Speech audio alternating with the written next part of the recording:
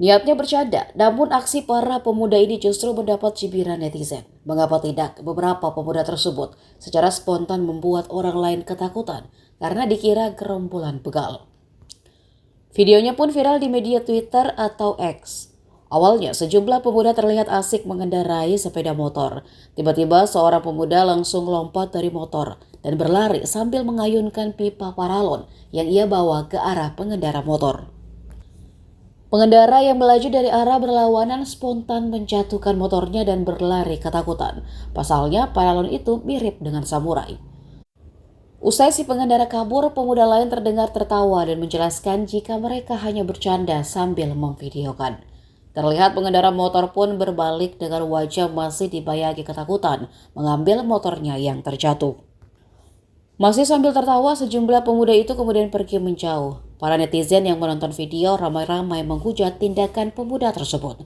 Menurut warganet, apa yang mereka lakukan tidaklah lucu, meski hanya sebatas bercanda. Turun, langsung, terus lah, bego. Apa sih? Salah orang. Kagak, bukan bang, kagak, bukan bang, lagi bercanda.